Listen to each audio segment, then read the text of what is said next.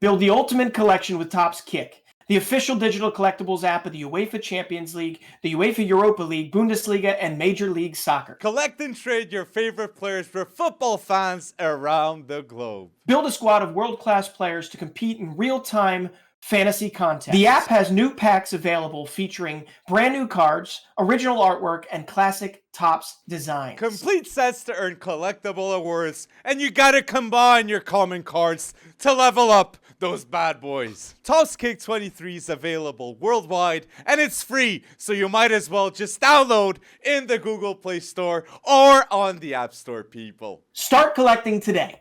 What's up, guys? Here with you with FC Wonderkid, episode 88. Here with my guy, Brenton. How are you? Oh, Alex, I'm not doing so well. I'm really worried. I think we need to put out an APB or put a face of Erling Haaland on a milk carton somewhere because I can't find him. Can you? I can't find him after that derby. Oh, Erling Haaland has no goals still in 2023. And yes, we know he's going to go bold, but people are putting question marks. Who's the best striker in the Premier League? No, we all know it's Haaland still. Yes. So, in that Manchester derby, though, we had other answers, and I got to say, Marcus Rashford is going very, very bold, okay? Marcus Rashford has now 9 goals scored in 9 consecutive matches for Man United. And that's a record. Yeah. Home matches. It is. Home matches, yeah. 1959. That's the record. Yeah, that's insane. It is insane. And it is, you have to say this about Marcus Rashford. It's amazing what confidence and the support and the push, I guess you could say, of a supportive manager like Erik ten Hag, what it does for a guy like Marcus Rashford. Mm-hmm. He just looks a different player. 7 goals, 2 assists in his last 7 games. I mean, come on. Yep. And he was the difference in this one. But I'm going to ask you straight out because they're only 1 point behind City now. For those that didn't watch it, right? Manchester United with the 2-minute double salvo, 2-1 win over Manchester City in the derby. Apparently for today, Manchester is red, but more importantly, Manchester United is 1 point behind Manchester City, and I guess we can now say Manchester United are title contenders. Do you think Man City's going to end up behind Manchester United, Breton? I do not. No, I do not. And no. Arsenal now are the real title favorites after this result. Man United doing favors. And Erik ten Hag, I gotta say, 6 months in charge, and he's beaten Conte, he's beaten Guardiola, he's beaten Arteta. Erik ten Hag is showing up real results for Man United. And I gotta say too, transfers that Man United have done with Erik ten Hag, the majority are done right. Casemiro, Malacia, Eriksen, Lisandro Martinez, and now even this loan of Weghorst, okay? For 3 million, they get a striker for 6 months, and then they can sign the likes of Harry Kane, which is very bold. I gotta mention more ahead. Osimhen, and let's imagine Šeško. I saw that news. So let's see. They need that striker.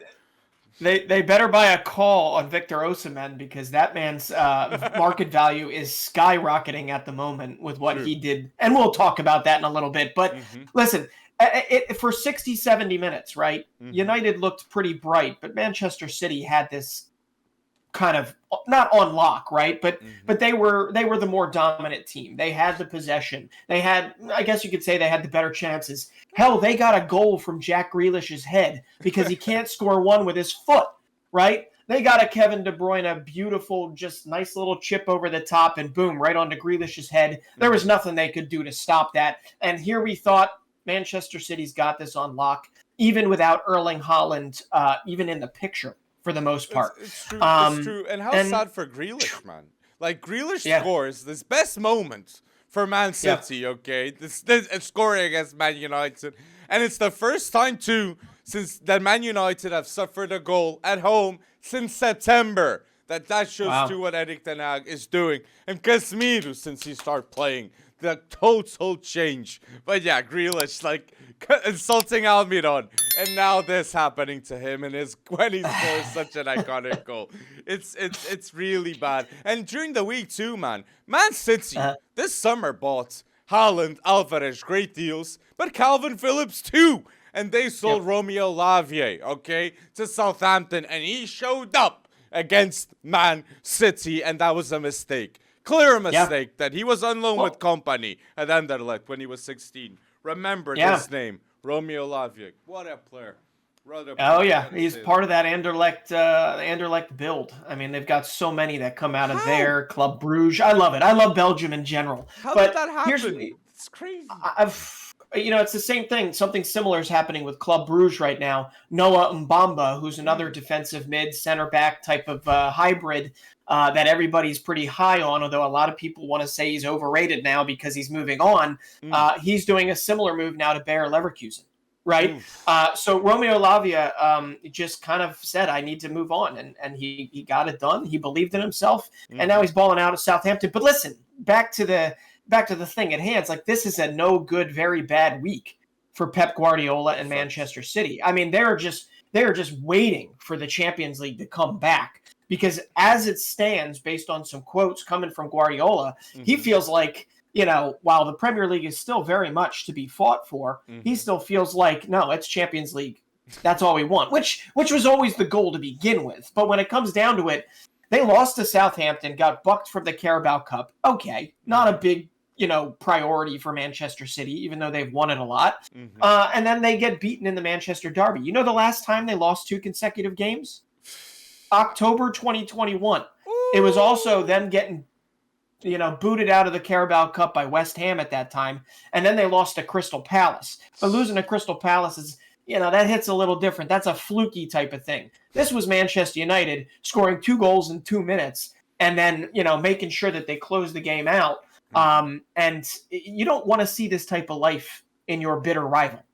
It's true. And two, like, Foden didn't show up big time. And the player I want to say that showed up for Man City was João Cancelo.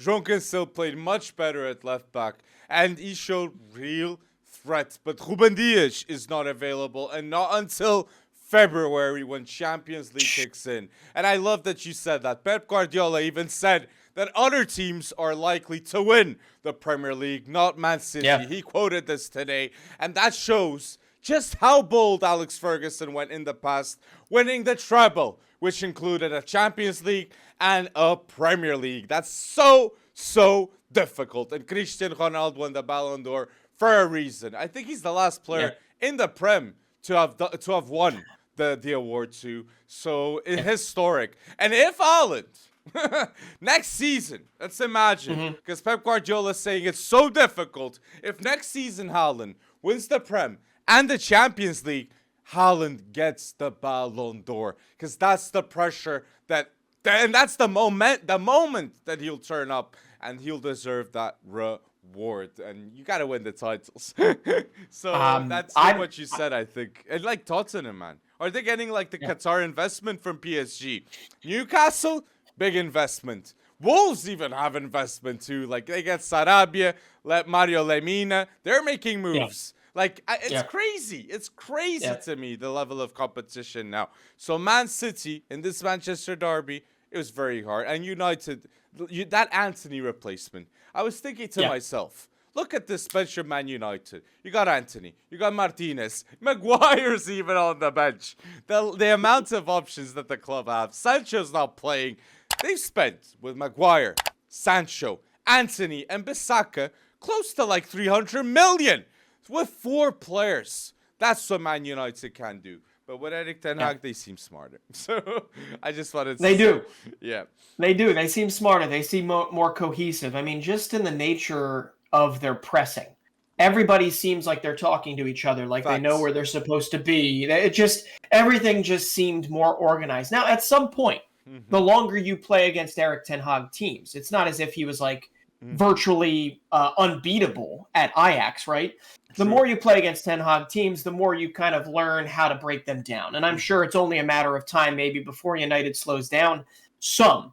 But when you have wild cards right now that are not 100 and whatever 5 million, Jadon Sancho sitting nowhere even close to the bench nowadays. Instead, it's Alejandro Garnacho coming off the bench and literally being the spark plug that was needed. And I just need to highlight that play because this is an 18-year-old on a counter making this play where he runs back on, he tries to remain even, right? Whereas if you're out of sync as a team, he would have been called offside right then and there, right? On that second goal. Garnacho stayed even. He gets into the penalty area. He turns Nathan Ake. He sends a cross across. It's blocked the first time. I forget by who. Comes right back to him. He feints one way, goes straight to the end line, and then literally just passes it to Rashford, who knocks it home past Ederson. It was a beautiful play that's made even more beautiful by the fact that Garnacho is 18 years old. 18 years old. And he has been nothing but a Kickstarter for this team when coming on in any situation. And I'm sitting there this whole time going like, how many subs did Pep Guardiola use? Where was Julian Alvarez in the last 10 minutes? True. Fatigued. After the World Cup. The World Cup didn't help Man City, as it seems. I'm sure, but and now you see this, man, with Man United. Players that are more motivated than ever, as it seems. Casemiro wants a big redemption after we've seen with Brazil. Sure. Like, and Garnacho wasn't even called up. That's the motivation after he sees his home nation doing what they did. And Alejandro Garnacho, with the tenacity, the flair that he has at just 18, he became the youngest player to assist in a Manchester derby. Garnacho. So he's going to be the future of Argentina. Hopefully playing with Messi soon. He has played in training, so it's for Argentina. Yeah. So let's see. Yeah, and yet everyone would rather keep the narrative going that, it's Cristiano Ronaldo that is that are his huggies, right? He's got Cristiano Ronaldo boxers, I guess you call it, it's boxer briefs. It's his idol. I mean, is that what it is? I don't know the brand. They don't sell the brand here, right? They do. But do they? I have not seen it. Where do I have to buy it? Target? Like Cristiano.com? I think it's Cristiano.com. I'm not sure. Okay. But let's see. But yeah, all right. Well, listen. You asked me the question, and I have to throw it right back to you. Can Manchester United pip Manchester City and go into second? Do you think that momentum's going to carry on, or do you think City's going to come back with a vengeance? I think Arsenal finish first, Man City second, and the third place I'm edging Man United. And I could see now Newcastle being fourth, legitimately, because Liverpool didn't turn up against Brighton. And I just want to say last thing too, man.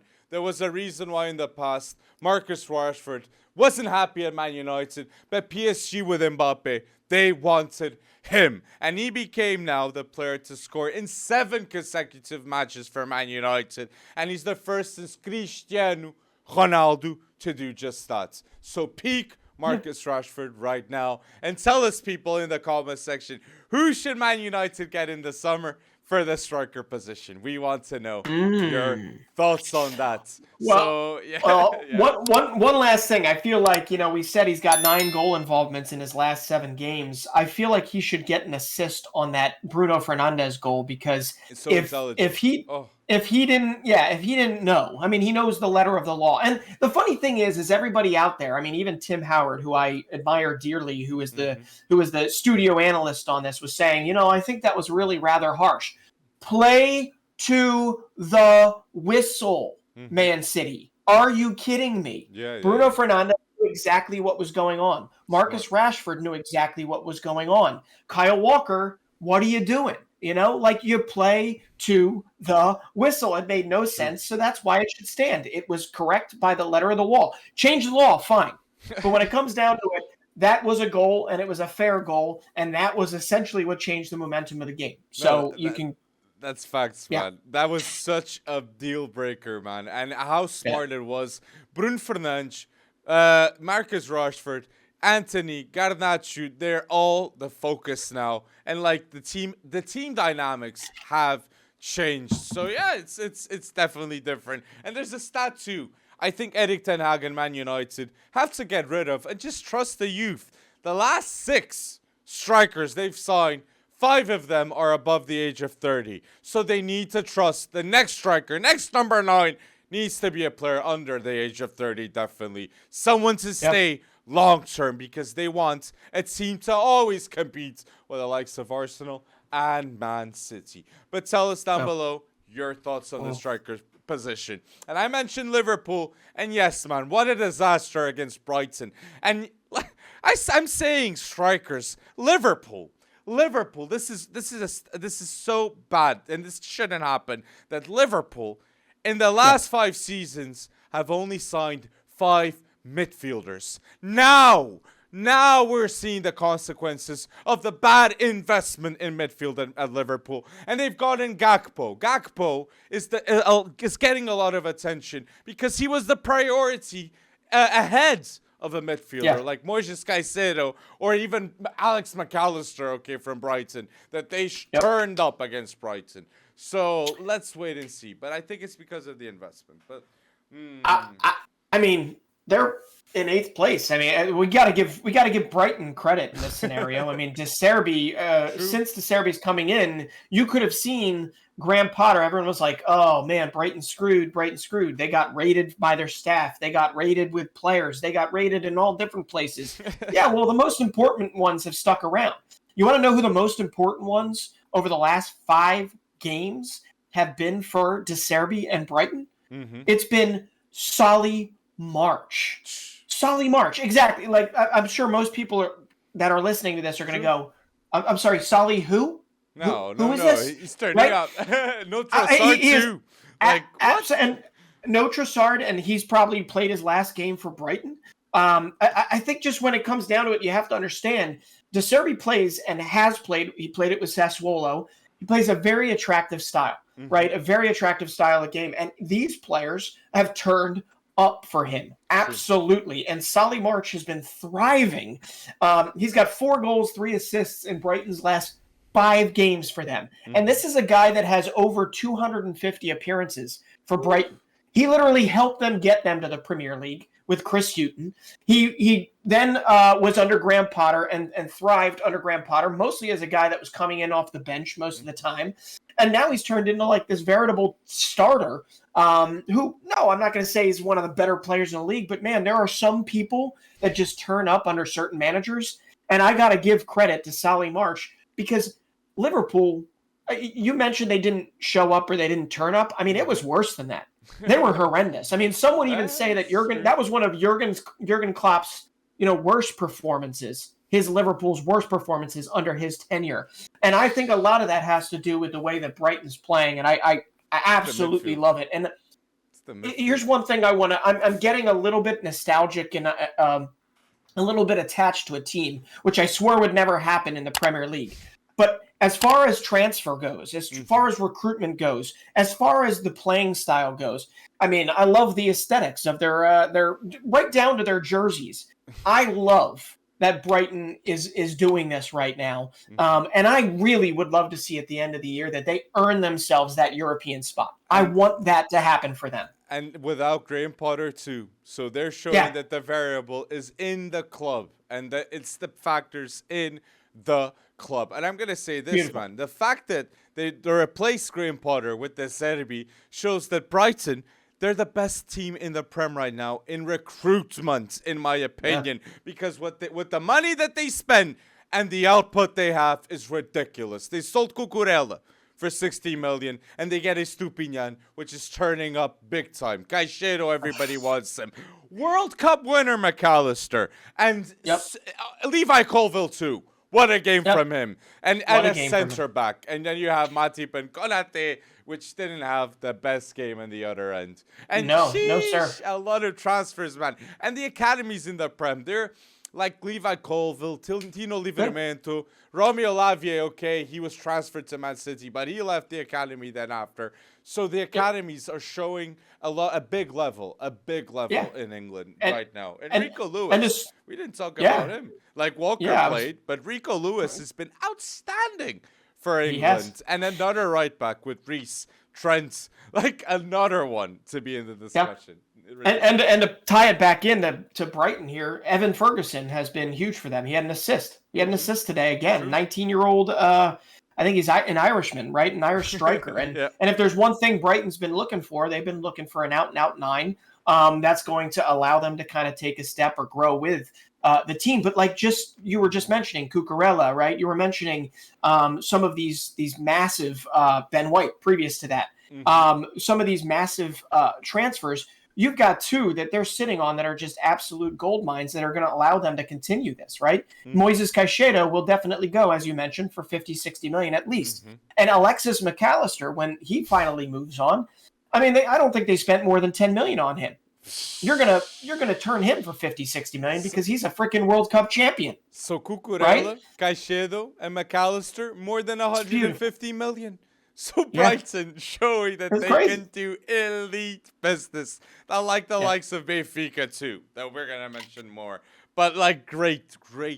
This is amazing. Yeah, I have got to say you were calling them very early, Brighton, and I'm gonna give credit with that. But changing we mentioned Cucurella, we mentioned all transfers, and oh my gosh, I'm gonna say the main club in the world right now in terms of transfers is Todd Boehly. The attention is now focal on Todd Boehly, and you got Nkunku confirmed. You got more than 400 million pounds in transfers.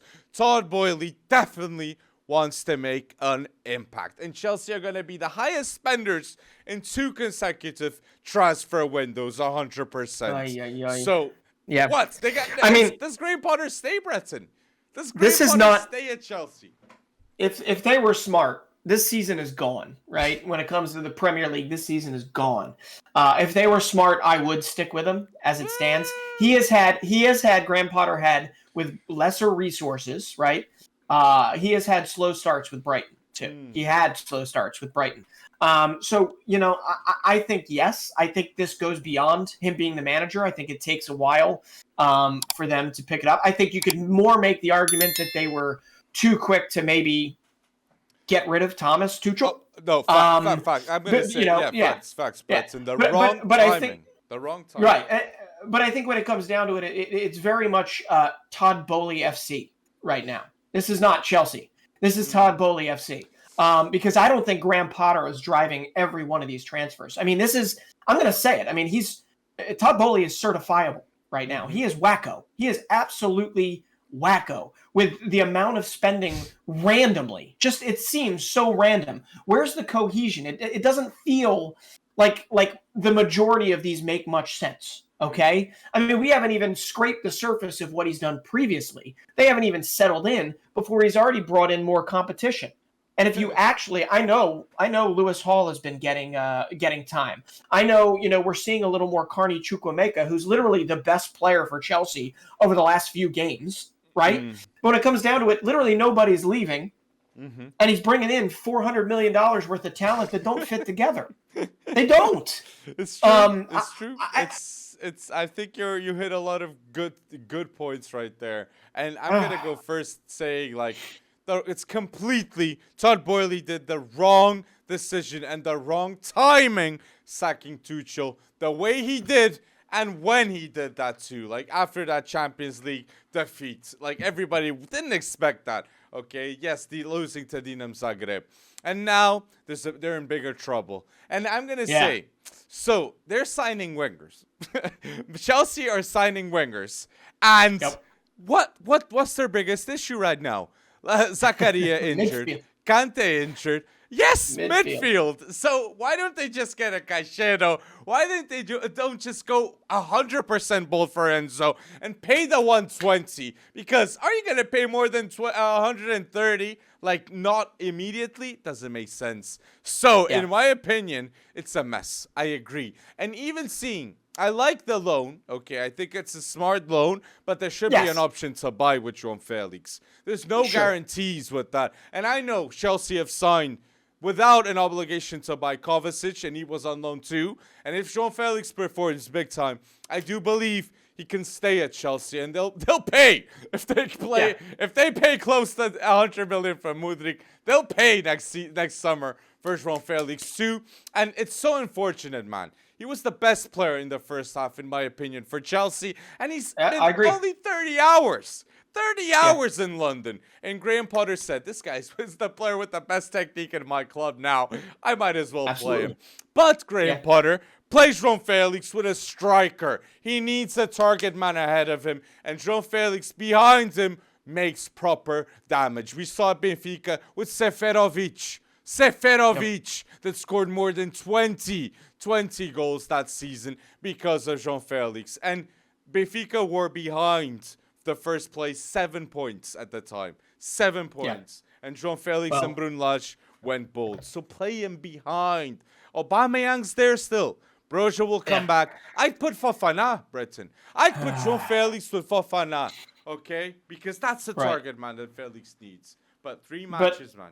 3 matches. Yeah, but I mean, I don't think Fofana is the quality that they're looking for at this moment in time. I think he was one that was considered for the future. He is a striker. You're right, and I'm in a complete agreement with you, João Felix. I mean, he showed his buttery touch. He showed. I mean, there was a lot that was really good about it. It was incredibly Shakespearean to see what happened that tough game at Craven Cottage. Right, that was Craven Cottage, right? Yeah. But my goodness, I mean, he looked good. It was only a matter of time. He was going to score a goal, and then boom, a high-footed tackle. Any way you look at it, that's probably a red. Even though the intent was not there exactly. That was a little Simeone coming out in him. But I think the rest of his loan, as short as it will be, should go well for João Felix. It's just a shame he's going to be out for the next 2 fixtures. Easy. You know, when it comes down to that, I believe it's 3 for a straight red, right? Yep. Yeah. So, you know, when it comes down to that, again, I've got to throw credit the way of Fulham, because my goodness, does Marco Silva have them running riot on some of these teams? Like, all that used to go wrong for them in the past, Tim Ream. Why have you waited until 35 to have literally the best season in your whole career? Best U.S. national team center back?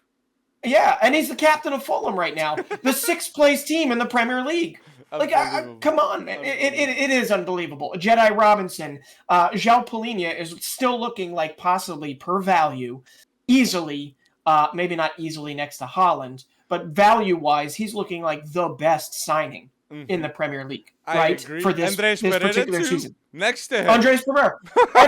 Everyone was saying, what were they calling him? Preseason Ronaldo, preseason whatever. Preseason Pele. That's what it was. Preseason Pele, they were calling him, because he would score great goals in the preseason. This kid has turned up. He has turned up for them time and time again. Obviously, they didn't have Mitrovic against Chelsea, and they got it done. Right? So there's just I liked him. Yeah. Yeah, he got a goal. He got a goal in the day. So I don't think Fulham is going to remain as cohesive. I think they're an injury away from something, happening.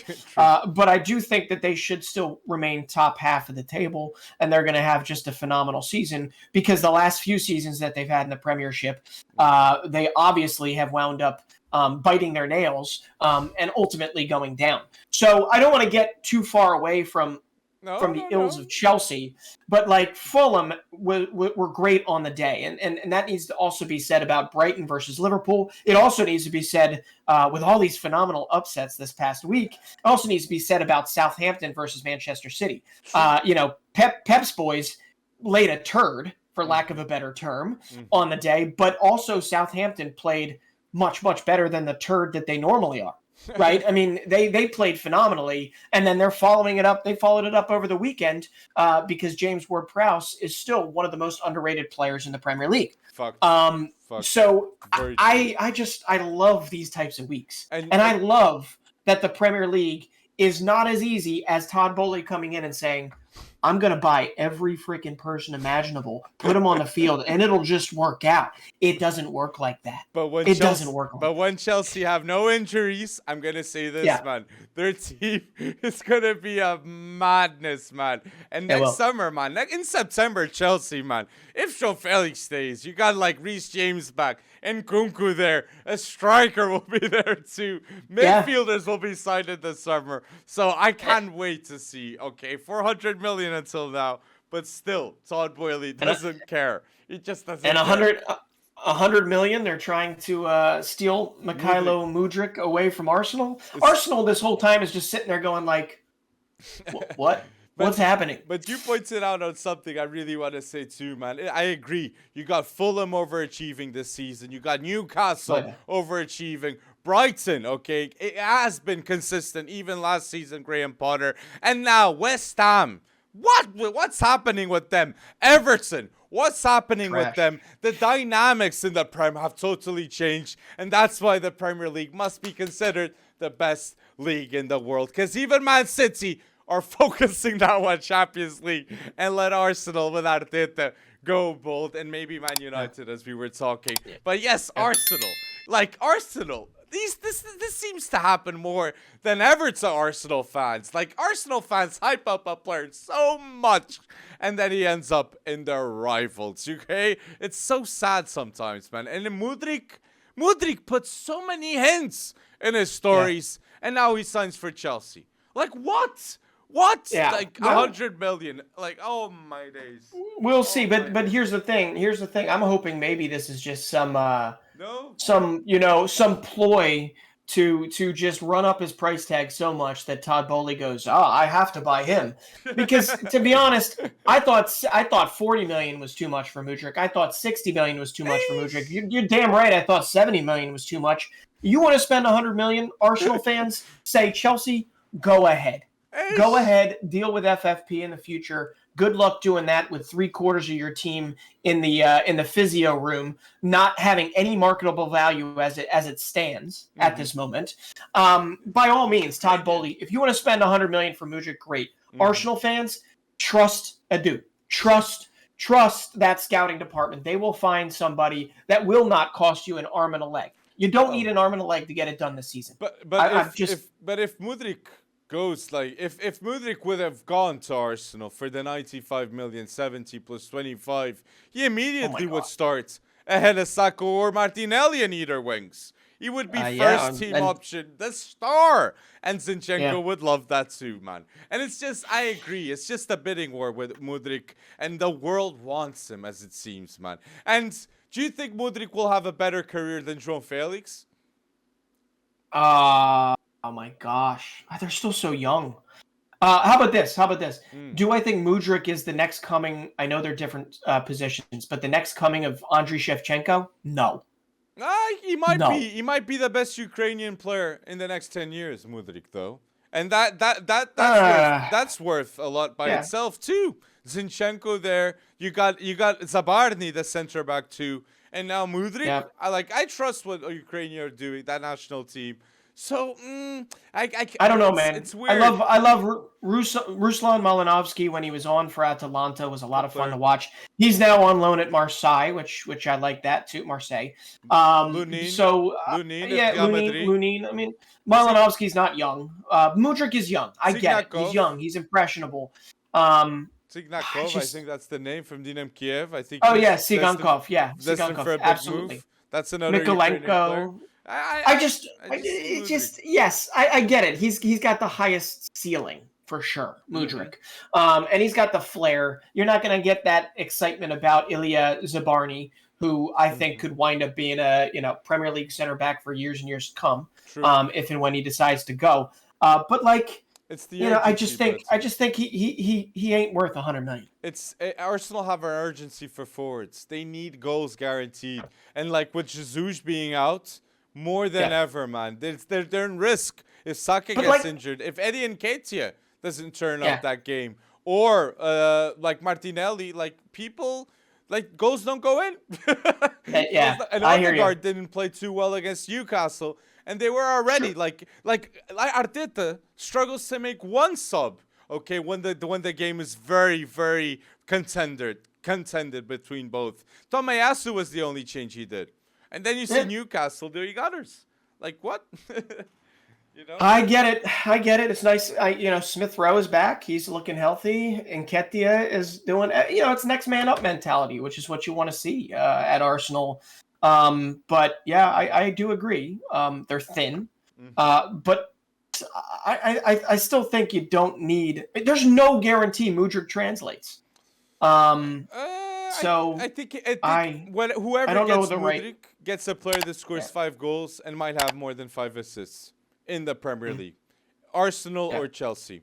So I think that's impact, and Arsenal need that. That can be the difference between winning the Premier. No. They could reverse Todd Boehly. Todd Boehly. You want Mudryk for $100 million? Why don't they sneak in and steal Noni Madueke for $30 million? Because that's another guy that's on Boehly's list. Now, I think $30 million is a little too much for Madueke coming off of a injury. But hey, maybe get a little different player than Mudryk. But Arsenal can make or break themselves in this transfer window. And I think honestly, we all agree depth is their biggest Achilles heel, if you want to call it that, right? And it hasn't been fully tested yet, although it was close to. So it really does come down to, they could just try keep up with the Jones by spend, which I feel like Mudryk fits that, or they could spend as smart as possible, bring in 2-3 kind of bolstering pieces that maybe have seen this before. Seen this, like a Thielemann would be great. I honestly believe he would fit right in there. Trying to pry away a Ward-Prowse. I know there's already a Ward-Prowse there in the form of Odegaard. I get it, but I'm thinking of guys that have been in the Premier League that have shown it. That aren't exactly at the 100 million echelon right now. They're not at that precipice. And Caicedo, you never know with him. Like whoever gets him, they're lucky. And like you're mentioning, so that position that's crucial for Arsenal with the CDM midfield. So let's have an inspired start bench sell with Thomas Partey, Casemiro, and Rodri. Who do you start a bench sell? Current form? Yeah, current form right now. Like I'll say me. Like I start Casemiro, I bench Rodri, and I sell Thomas Partey. Like I'm gonna say it. I know Thomas Partey is instrumental for Arsenal, but imagine Casemiro or Rodri right there too. They would be immense. So that's Casemiro. Remember a year and a half ago, when everyone was saying Fred can't do it, McTominay can't do it. You get a defensive midfielder and, a world-class defensive midfielder, and it changes this team literally overnight. That's exactly what happened when they spent 70 million or 60, whatever it was, on a 30-year-old serial winner for Real Madrid. It took a little time, but I think it's something like they win 80% of the time when he's on the pitch. It's like not a ridiculous number. And when he's off the pitch, they don't win. It's more like 33% of the time that they win. It's a very small sample size, but Casemiro, obviously, his just alone today in Manchester City, over the weekend versus Manchester City. I mean, his class is there, and on top of that, he's on the pitch all the time. So I would definitely say it's a start and a bench versus Casemiro and Rodri. Right now, I would say start Casemiro. I would say bench Rodri. And because Thomas Partey is not Mr. Iron Man like the other two, I would say sell him because his market value is never going to be higher. There you go. So I agree with you. It's a hard one, but that shows the level of CDMs. And you don't Real Madrid has Tchouaméni, but at the other side, if they have Frankie de Jong instead of Busquets, and people, we had a lot of we rate Pedri, man. Okay, just want to say that too. Like, oh man, people say we don't. That was hard. That was incredibly hard. I mean, Tchouaméni, Pedri, come on. We have never. Someone actually has to do this, but and you actually have to go back in time and figure out what the mentality was around these players back in the day. But I don't think we've ever had as deep of a midfield under 23, under the age of 23 worldwide. I mean, the people that we're talking about, Pedri, Tchouaméni, they're not just stepping up for Newcastle, an up-and-coming team. They're not just stepping up for whatever, Lorient in Ligue 1. They're stepping up for Real Madrid and Barcelona. That's true. And they're leading Real Madrid and Barcelona, so it's so hard. And those midfielders, it's a list 100% rate. Musiala, Jude, Pedri, Gavi, Enzo, even then there too now. Bellingham, Camavinga. Yeah, it's a long list now with so much talent. It's dizzying. Up for grabs. It is. And Liverpool, but before we... Oh, sorry. Yeah. I just want to say before right, ending with the Prem, on my end, it's like Liverpool are now desperate for the takeover, from the FSG. Like Liverpool, as it seems, they got Gakpo because they were expecting investment of 3.5 billion, the takeover for Liverpool now. So let's wait and see who gets Liverpool. But when they have ownership, midfielders will come in 100% too. So wanted to say that. Yeah. So if all our listeners have the popcorn out for the race for the Premier League title, you mentioned it earlier, the race for the relegation, the 3 relegation spots, it's going to be just as crazy. I mean, Leeds United rapidly, just not really going anywhere any time fast, even if they do play attractive football. But you've got from Leeds on down, Southampton, Wolves, Everton, Bournemouth, Nottingham Forest. These clubs are going to duke it out. And a lot of them have very, very different pieces of momentum right now. But Everton, man, Everton, we've been here before. We were here last year, right? We were here last season at some point before they escaped. But when it comes down to it, man, this feels very, very different. They told, you ready for this? For Everton's game today, for their game over the weekend versus Southampton, they told the board of directors, the club told the board of directors not to show up at the game because there were physical threats to their lives. Threats to their lives when it comes down to it. There's even a rumor out there that somebody, an Everton official, or even a board of director member was held in a headlock. But when it also comes down to it, you have a club that should be in much better standing than they actually are. They have this new beautiful stadium that's getting built, and they have this apoplectic, kind of ridiculous, bang your head against the wall type of ownership that I get it. The fan base is pissed off. So much so that they're not pissed off calling for Frank Lampard's head. They're going full out, Glazer out on this thing, right? They're going ownership out. I think, what is it, Musheri, the owner? It is sad to see this happen. I don't know if Everton will survive this season. I do not know. Everton fans are exposing their ownership because they see teams like Newcastle, teams like Fulham, teams like in the other pond, Southampton, that are making much better decisions than them. They're spending, yes, but they're not spending with quality. And there's no plan, as it seems, with transfers, in my opinion, looking overview from what they've done.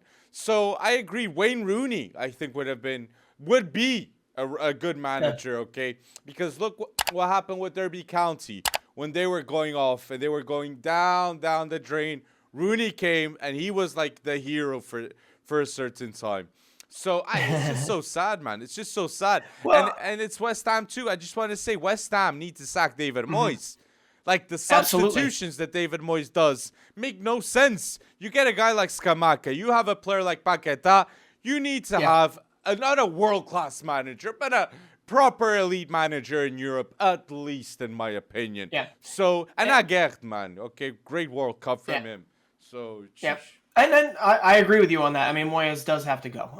And Jared Bowen didn't become half the player overnight. I think it's kind of a testament to maybe how little they all want to fight for David Moyes right now. It feels as if they're kind of at the end of their rope with locker room support of David Moyes because Jared Bowen has had such a fall off, right? I don't know why I'm blanking out on the striker. The Jamaican striker. My goodness. Antonio, yeah. Oh, thank you. Mikel Antonio. Declan Rice has been has been really like the only real consistent. I guess consistent player for them this season. And I don't know if a reset is possible, but I'm actually a little surprised with how emotional the West Ham support is and how vocal the West Ham support is that they're not 100% calling for his head. It's the stadium. It's the stadium, man. Yeah. The mystique of West Ham has changed. The mystique Yeah. has changed. And mentioning mystique, man, I think it's right to say that there's a mystique now in the world of football that with Diego Maradona, rest in peace, Argentina won the World Cup, and now Napoli are absolutely favorites to win the Serie A. And there's clear mystique for Diego Maradona that this is happening. There's just a feeling in the air. And thank you, man, because like it seems that we're seeing history at both ends. And I want to say, we mentioned Palhinha was an elite transfer. Andres Pereira was an elite transfer. Kvisha Kvaratskhelia for 10 million. Oh my days, what a transfer. He was in Serie A already. You got it. Top 2 player in Serie A. I'm going to say that because the discussion is between Rafael Leão and Kvisha Kvaratskhelia.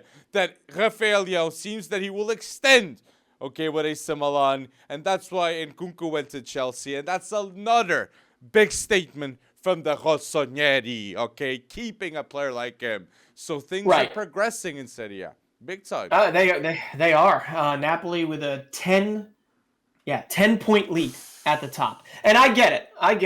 Allegri's Juventus, they had conceded. You ready for this? They had conceded, I believe. Was it only 7 goals? They had conceded heading into this game at Napoli. They had conceded only 7 goals previous to this, and they conceded 5. 5 on the day. 5 on the day to Kvaratskhelia, to Victor Osimhen, to Stanislav Lobotka, to Zielinski. I mean, to all these guys. Mario Rui even got in on the front, right? He's there. Yes. Yeah. I mean, when it comes down to it, though, Juventus had also kept 8 consecutive clean sheets before this 5-goal drubbing. It's kind of like, sit down. Wake up. We're here.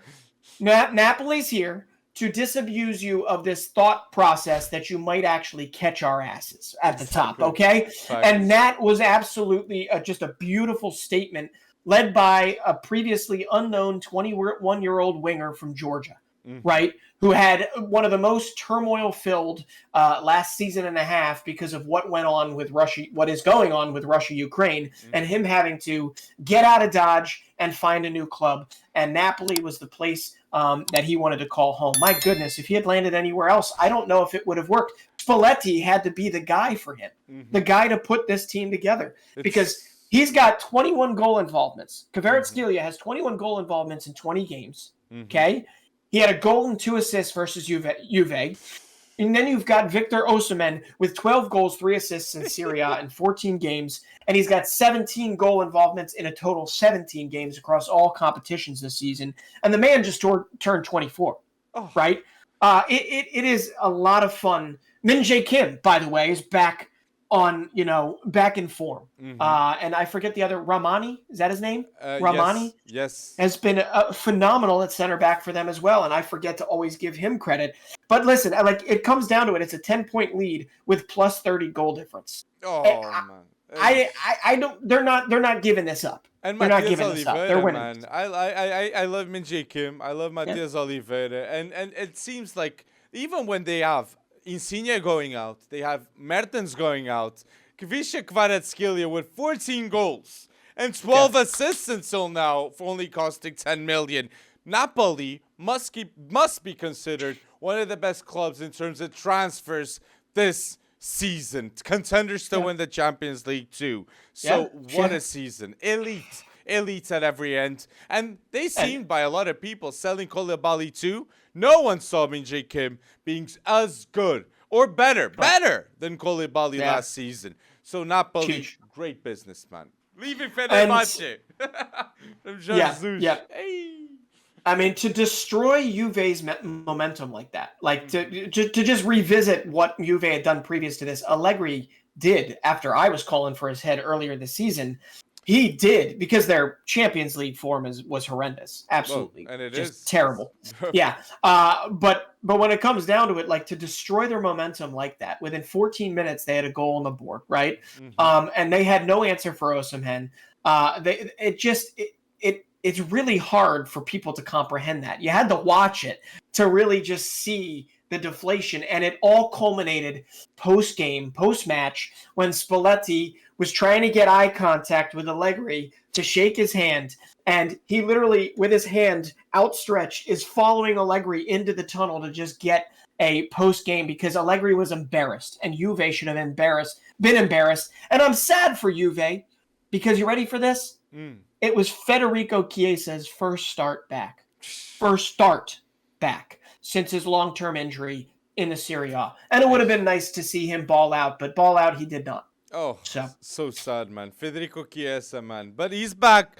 Vlahovic, as it seems, could stay. Miretti, okay? He's playing. He's having more of an importance, too.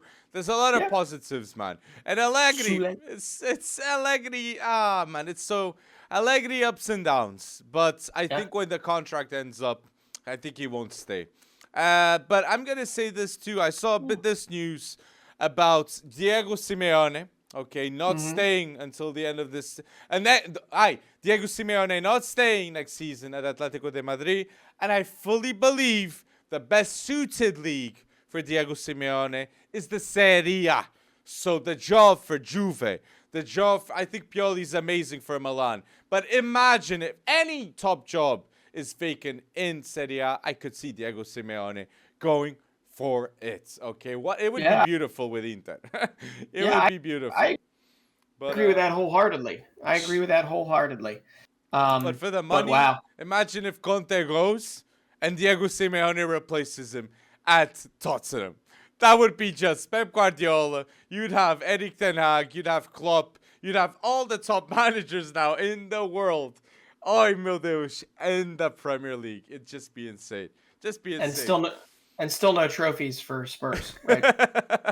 Still no trophies for Spurs. But like, how long did it take Simeone to build a culture, right? To build Atletico Madrid from a mid La Liga table team to a perennial contender, right outside the Real Madrids and the Barcelonas of the world. I mean, he made them not just respectable in Spain. He made them respectable on the continent. True. And that, I mean, Spurs, obviously, they've been there before, right? I mean, they've been to a Champions League final, right? So it really comes, and that's with, some decent managers. They just can't get over the hump. And I don't necessarily know if Simeone is going to be the guy that gets him over the hump. And if he's going to do it in the Premier League, he's going to do it playing some very unattractive football. Joe Felix can say that too, man. So it's like Diego Simeone. Put in the comment section, who do you believe will get Diego Simeone? Because someone will. Someone will. Because, Diego Simeone was the most well-paid manager. Okay, before I think Guardiola got the extension. Hopefully. He might be still. So it's people have big questions. And like you're in the league with Xavi, that I consider a great manager with Barca, and then Ancelotti, okay, that under 25 Real Madrid have Tchouaméni, Valverde, Camavinga, Rodrigo, Vinicius Junior, Hendrik now joining the gang, Vinicius Tobias. Remember this youngster too. So it's the competition level is insane with decision making too. Real Madrid, Galacticos do it right too. So whoever goes to Atleti needs to keep on doing their start. Luis Enrique's the hinted name to go to Atletico, and maybe the Brazil job too. I see his name hinted for both. So that's the speculation right now with Luis Enrique. Okay. With Luis Enrique. All right. So Luis Enrique whoever gets at Brazil. At Brazil. We get Martinez. Would you rather? Oh, Jesus. Yeah, I was gonna say, would you have rather had Luis Enrique over Roberto Martinez if you're swapping out Spaniards? 100%. 100%. I'm gonna say Roberto Martinez is not even top 5 Spanish managers out there. Okay, you got Guardiola better, Arteta better, Xavi better, Lopetegui better, Unai Emery better, And Luis de la Fuente seems to be better because Spain picked him over Roberto Martinez too. So that's another convo, man. It's sad. But a lot of transfers are happening. And we mentioned Palhinha. Yes. I'm gonna say we mentioned Palhinha. We mentioned I wanna say Bruno Fernandes and Palhinha both went to the Prem, joined for 85 million. How cheap is it to get players from Sporting, man? And Nuno Mendes for 40 million too. Those three cost 120 million leaving Sporting. Just want to say that. But Benfica for me are the true best team doing business, okay, outside of the top 5 leagues. Because Benfica have now signed Andreas Drup, okay, which is one of the best 18-year-old talents in the world. And if Rafa gets injured, Neres gets injured, Andreas will be the option. And I'm so excited to see it, man. I mean, this has Roger Schmidt written all over it. Facts. Right? Because for Schelderoop, I would have 100% expected the Eredivisie, right, as his next step. And Roger Schmidt obviously came from the Eredivisie. Right, Ajax, exactly, or PSV. Bringing him in for that number. But yeah, for 14 million, potentially rising up, there's a good chance I guess my only real worry is, his build. His build, whether or not physicality gets to him as he steps up from the Danish Superliga. But if you're Roger Schmidt clearly went Nordic because he also signed 22-year-old Kasper Tangstedt. And I mean, this guy was like not even doing well in the Danish Superliga as a Danish striker, right? And then he makes a move to Rosenborg, one of the better clubs perennially in Norway. So the Dane in Norway, whereas Schelderoop is the Norwegian player in Denmark. Anyway, he goes in there and he's got like 23 goal involvements in 14 games for one of the better teams in the league.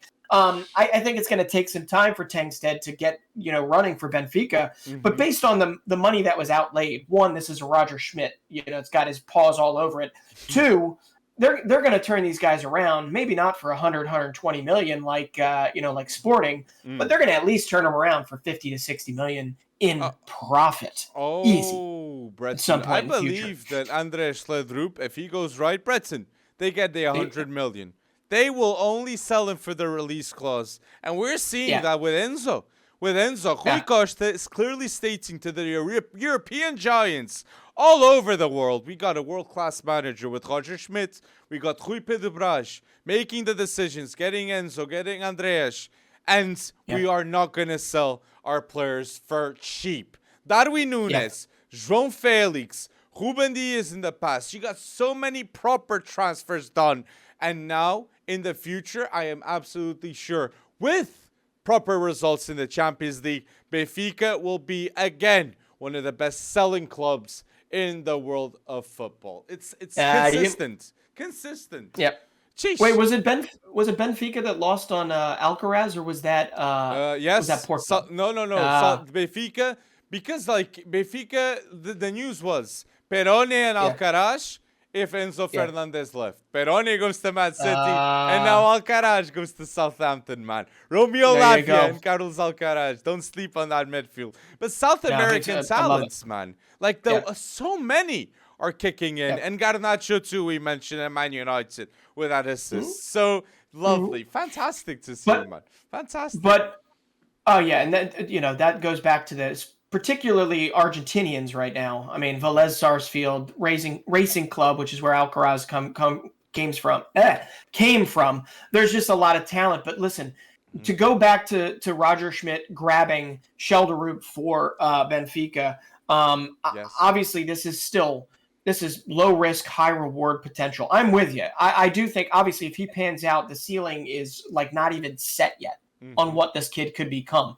I mean, he could be what everyone thought Odegaard was going to be at his age back in 15, 16, because maybe he gets brought up a whole lot better and not making that move to Real Madrid right away. Okay? So I just need to go back to where Schelderoop came from, because it's one of my favorite clubs in the Danish Superliga. All right, and it is FC Nordsjælland that just knows how to give. By the way, they're winning currently in the Superliga. They just lost the top goal scorer in the league, which happens to be 18-year-old Andreas Schelderup, right? And they'll likely still go on to win the league because they have such a depth of talent that focuses on players like not even 20, 21 years old. I mean, you're talking about, you ready for this list? Andreas Schelderup. We've got Kamaldeen Sulemana, okay, at Stade Rennais. We've got Mohamed Kudus coming back. Great World Cup for Ghana, coming back for Ajax at this moment. Simon Adingra, who is currently bought by Brighton, but loaned to the Belgian league and has already had a bunch of goals, including a highlight reel goal. Andreas Skolvalsen, Mikkel Damsgaard, Stanislav Lobotka, who kicked Juve's butt in Serie A for Napoli, okay? They know how to give them a chance and to sell them at a reasonable price. And their worst I guess mistake, FC Nordsjælland, their worst mistake is not getting more money for each of these guys that have panned out. And if you don't know these guys, then you clearly don't necessarily, follow maybe ball as molecularly as we do. But Schelderup is just another of a long list of my, that you could tack on to my love affair for FC Nordsjælland. Call them the Brighton of the Superliga, and I think you've got it right. So it's just awesome to see, and I cannot wait. I want to come back to Portugal to watch Schelderup play for Benfica. You saw Enzo, man. You saw Antonio Silva, and now you will see Andreas, man.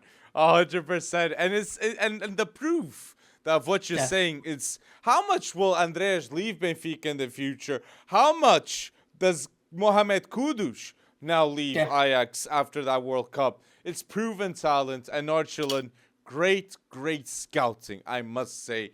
And I'll say it.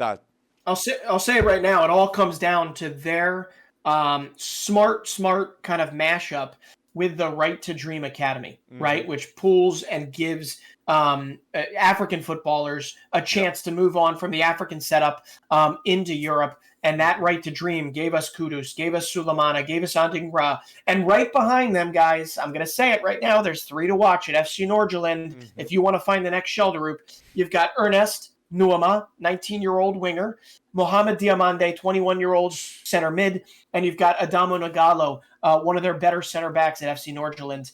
It's just, it's just great to see. But I'm wishing Schelderup the best. I am surprised that he winds up at Benfica, but I am so happy that he did. So happy he did. Love it. And yes, transfers are happening.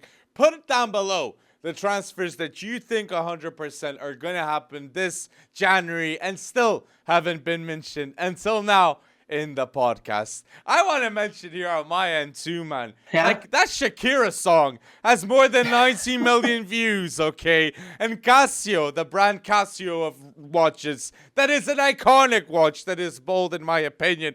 They are now the ambassadors of the tournament of Ibao with Pique, with Old Stars, which great project in my opinion, with Kun Agüero there involved too, in my opinion. So it's like Pique, the perfect answer, being the ambassador of Casio with this Shakira drama now. Oh my days, man. He's always involved in something. And I think Pique will one day become the president of Barca. Just want to say that. With Messi there, with Iniesta there, and if Xavi gets results, with Xavi there too. You have said that before. You might be right. That's something to follow, but I don't think Shakira will be happy if he does. No, listen. I mean, out of the Keeping Up with the Kardashians drama, and into the, you want to inject feel good moments into your arm. Let's talk about how GOAT Sebastian Haller is. Okay, the man is diagnosed with testicular cancer after making the biggest move yet in his career to Borussia Dortmund. Having that with it, right? The stigma of like, oh man, we just spent all this money and now this guy is sick, right? Fighting cancer, coming back from cancer, going through all that chemo and everything. In his first minutes back, it takes him, you ready for this? 8 minutes to score a hat trick. 8 minutes to score a hat trick. Okay, so how goat is that? I'd rather focus on that feel good moment because I can't wait to see him back. I can't wait to see the Bundesliga back. But more importantly, I want to see Haller up front, which doesn't bode well for Mukoku. But whatever. Haller, man, deserves everything, and I wonder if ever faced with similar prospects as he had, I wonder if I would have the same courage. But my goodness, so cool. Elite story, Eriksen elite story, redemptions are happening now in football, and inspirations too. Just like I'm gonna say, Cristiano Ronaldo, in my opinion, now he's all smiles. Cristiano Ronaldo's all smiles in Al Nassr, and meeting the Real Madrid players. You had Rodrigo shaking up, and he was just so happy to be involved in guiding the youth at Real. So I'm just happy to see him now, just enjoying the process. And the Saudi Arabian League, if Lionel Messi goes to Al Hilal and he's earning 300 million per year, okay, like Saudi Arabian League will be one of the most watched leagues in the world of football. I might say only the Prem might get more views if Messi's at Al Hilal and Cristiano Ronaldo is at Al Nassr. Every single person will start tuning in more to the Saudi Arabian League because these two, the rivalry, the drama, everybody will want to know the latest scoop and the impact. Yeah. It's insane. And then they'll go bankrupt after a year or two. No, or they'll get annoyed. They'll get annoyed with their shiny objects. Here's the issue. One player does not in fact make a team. Right? So when it comes down to it, the drop off of talent between, having a Messi on your team and then, playing another, Al Garage or one of the other teams in the league.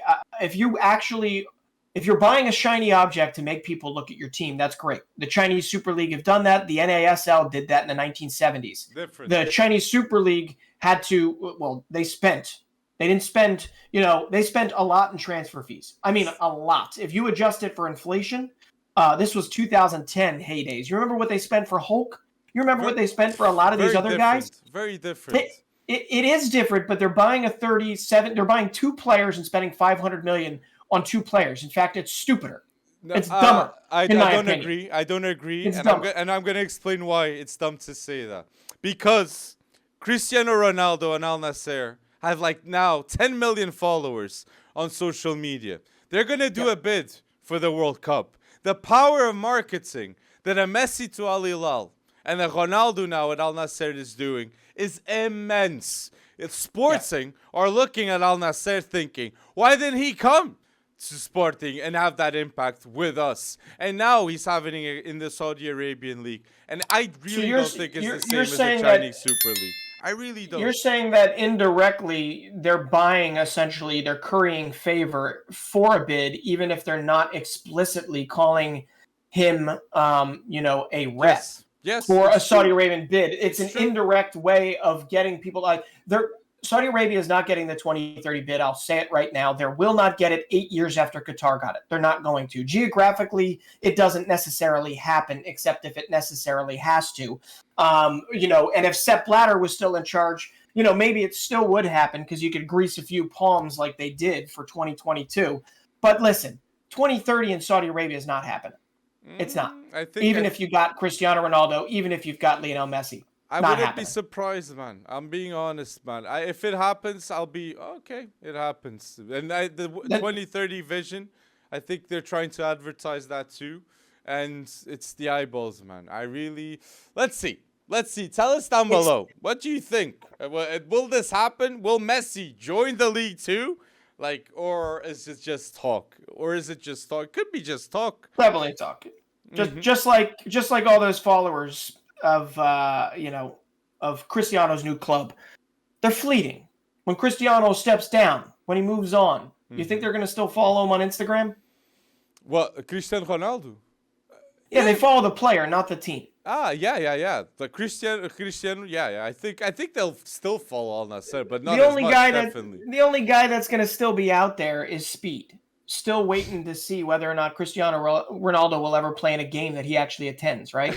But Cristiano Ronaldo's legacy, like in terms of I know. fans, I'm kidding. you'll always I'm have kidding. them. You'll always have them. And I Of think course, they follow athlete-wise, the man. he's more inspirational than Michael Jordan for me, personally. And I think, like, not in the States, but outside, like India, like Asia, Africa, Cristiano Ronaldo Different times. seen much more of an inspiration than a LeBron James, than, like, maybe Visha, Kobe in India. Like, he's an icon. He's huge. Yeah, I mean, a lot of that comes down to the fact that the sport is the sport, right? I mean, but I hear you. I mean, I'm not even going to argue the fact that LeBron James is whatever. No, I get that. Cricket sport too. It stops and ends. In certain areas, it's spread essentially with the English Empire, right? With the British Empire back in the day. So I get all that, but no, yeah, Cristiano Ronaldo is the most followed person on the planet. Mm-hmm. They spent $300 million to drop in a bucket for them, right? For whoever's buying them. But when it comes down to it, it's one of the stupidest contracts ever. But it doesn't. Whatever their stated goal is, if it gets them closer to that stated goal, and the money is kind of endless there because of whatever drives their economy. Mm-hmm. By all means, it's funny money, man. Get it done. If Cristiano gets paid, great. When it comes down to it, don't tell me that, the infrastructure of the Saudi League is going to automatically, we're going to have 10-year TV deals that are going to watch past at least 1 year. I don't think Cristiano Ronaldo plays more than 18 months in Saudi Arabia. And I'm calling it now. If that happens, like if it's 18 months that he stays in Saudi Arabia, I think Saudi Arabia will be a top 5 league in terms of viewership in the world with him there. I really think that's going to be the case. They like this now. This a game against Messi. 2 million tickets were requested. It's like but I mean, like maybe from a team, we'll see. But you're going to trust the financials that come out of there, right? You're going to trust every stat that comes out of there. It'll be interesting. I will. Are they going to show Cristiano Ronaldo's games currently in Portugal? Yep, they will. They're trying to buy the rights. Both. They're trying to buy the rights for the Saudi Premier League or for the Saudi, just the league, the club. the league. Right. They're trying to buy the rights. I think they're trying to buy the rights to watch Ronaldo play. I can say by fact that I know they're trying. Yeah. Oh, I'm sure they're trying to. It's just whether they're probably going to have to overpay in order to obviously get it. Beyond there's a bidding war right now. A lot of it just seems so short term to me that the sugar rush will eventually wear off. Mm-hmm. And where do they go if they really want to become a big league? They want to become a big league for viewership. You better line up the next Cristiano Ronaldo, like stat. You better do it soon. You better get Neymar next. Yeah. And then if you can't get Neymar, you better, entice Mbappe with $750 million and a place in their new line of a city that they want to build in the desert. By all means, I could see that. Keep bringing in the goats, because otherwise you're going to have to land on your actual infrastructure that you're building. And right, your actual league infrastructure. Even Benzema, like a Ballon d'Or winner, I think Benzema could go to the Saudi League after Real Madrid. You know where we never know. I would love Benzema to go Algeria. I would love Benzema to go. I would love to mainstream African football so much more right now, because there's so much heritage and there's so much from Africa has been given to football in the form of guys like Didier Drogba, Samuel Eto'o. We know Karim Benzema was born in France, but he's Algerian. Zinedine Zidane was born in France, but Algeria. I mean, there's just so much that stems from Africa. I would love to see. I would watch it. I would watch the CAF Champions League, right? I would watch that in a heartbeat. So I would love to see guys go back to those teams. Hell, I mean, you line up Karim Benzema from Mamelodi Sundowns, and you've got me definitely tuning in if I can. Interesting. But people, put down below what you think about this with Ronaldo, with the Saudi League. What are your comments on it? down below. And if you're listening until now, please, people, do not forget to like this video and subscribe to FC Wonderkid on YouTube down below. Please, people, go bold. And you have any comments at the end, Brenton? No.